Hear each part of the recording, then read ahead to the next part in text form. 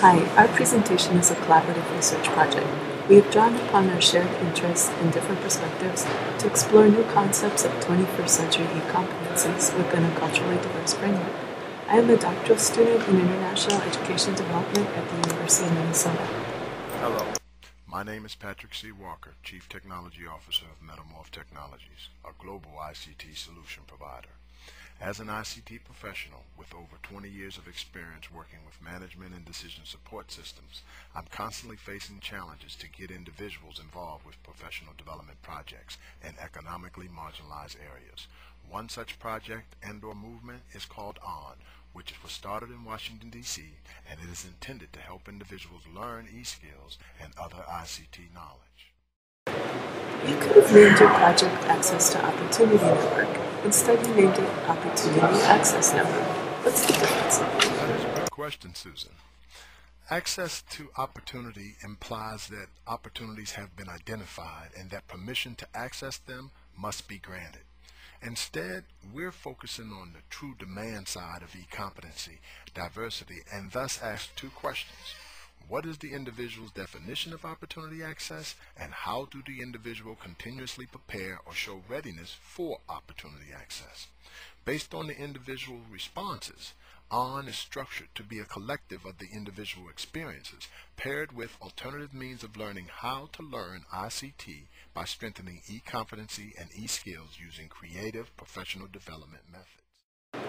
Social inclusion, including social inclusion in the knowledge economy, is a popular topic. At the same time, global information networks are often described as exclusionary. They leave people out, not on purpose, but because of their nature. Do you see this happening in your neighborhood in Washington, D.C.? Yes, I have met people in Washington, D.C. that are constantly expected to adapt to uncertainty and high-stress situations caused by ICT-dependent social inclusion.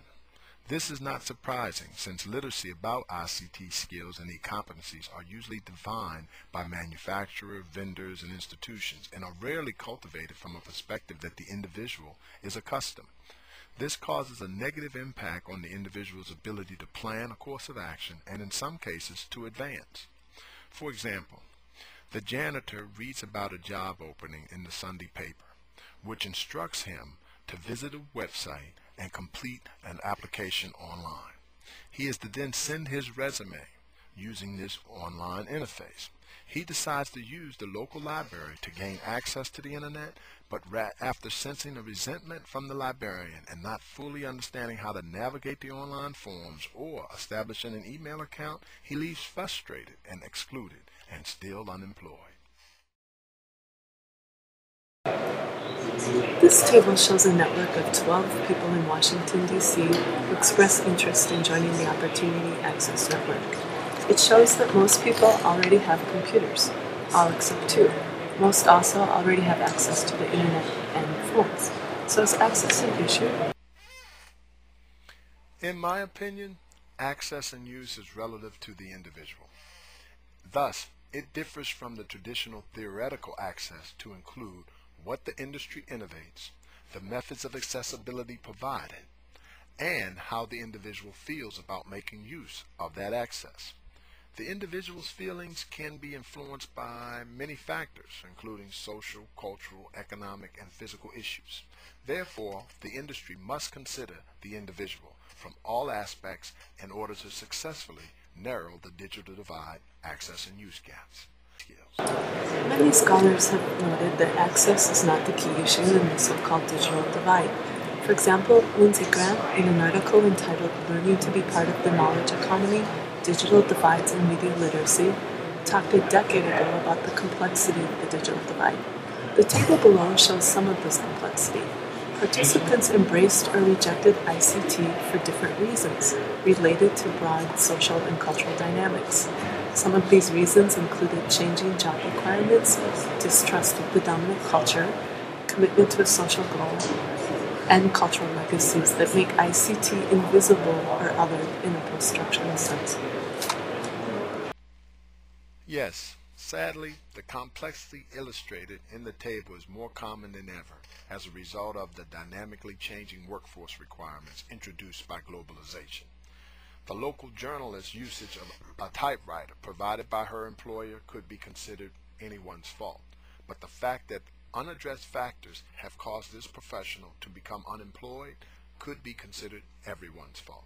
By failing to update all sectors of society about the advancements of ICT, the industry is causing many to fall victim to the digital divide. Basic institutional requirements have been proven to become obsolete after 18 months of receiving the certification, which causes many to question the value of ICT educational options.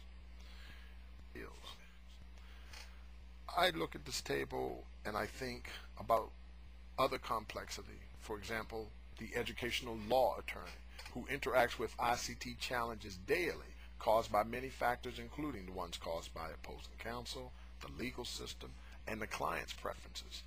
Her practice risks failure if she does not embrace ICT services as a resource multiplier. The technical assistance service provided by the industry fails to give her a sense of belonging or effectiveness. As a result, she hesitates to call geeks or nerds. We have to change these things.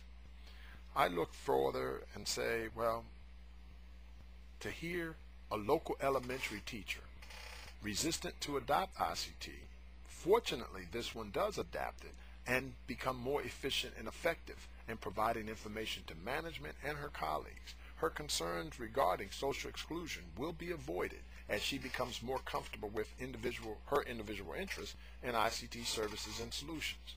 The complexity impacting 3 of these individuals have a high risk of being passed on to others because of their influential position in the educational system. And projects like ON reaching them has a positive impact on the communities they serve as well. The data shows e-competencies are being adapted in unique ways, leading to new forms of e-competency. Even people in neighborhoods traditionally considered excluded from the global information network are becoming a part of it. They're becoming information producers and innovators. But there is an ad hoc nature to this process. People took your advice but seem self-directed. You talk about the nature of professional development in inner city neighborhoods, the embrace of both competition and collaboration. You see this as another manifestation of a stir, in this case, the learn stir. What do you mean by this term? The learnster will operate inside or outside the norm, so long as there is competition. They have earned respect as street-smart decision makers in whatever group that they're in. They're usually elevated to a level of leadership. Learnsters have learned how to learn, and they thrive in competitive learning environments, constantly seeking ways to challenge and or bypass the hierarchy that insists one size fits all. They are not willing to allow prejudice, stereotypes, or misconceptions to inhibit their pursuit or means of survival. The positive potential of the learn stir. Couldn't it lead to negative consequences, such as those illustrated in the media when referencing gangsters? Many of the stirs of our society could be contributing immensely if society offers them an alternative means of showcasing their individual ability to learn how to learn, and to lead and or educate others to do the same. Imagine the number of informal businesses that would transition to a formal business, the number of youth that can now choose between being a learnster of common good versus a gangster of bad intent. Basically, they are saying, I'm a survivor. I'm willing to earn my opportunity access. So we return to the concept of opportunity access network. We are saying organizations such as yours call for the need to recalibrate linear, essentialized theories of e-competence. Instead, e-competencies are emerging in complex forms in, quote, excluded neighborhoods such as inner cities of Washington, D.C. But it is an imbroglio, a mixture of physical and social realities. For example, some people don't want to learn to use the keyboard or can't. You see this as a positive development. Why do you see drawing on social and cultural differences such as this as valuable? For ON members, professional development translates into being prepared. It includes social, cultural, physical, and economic factors. All the participants in this study openly admitted they are missing something. What's missing happens to evolve around ICT, the ability to connect, communicate, collaborate, and compete. ON gives the individual access to more market, talent, and capital by welcoming their self-directed learning that they couldn't get in formal institutions, which judged or disqualified based on prior education, social, cultural, physical, or economic credentials. Individuals want to learn ways comfortable to humans. We learn by experience, and ON allows the individual to leverage experience. So for the 21st and 22nd century, e-competency and e-skills, in my opinion, will be based on the experiences of the individual. Thanks for this time to present, and I look forward to meeting you all in ON.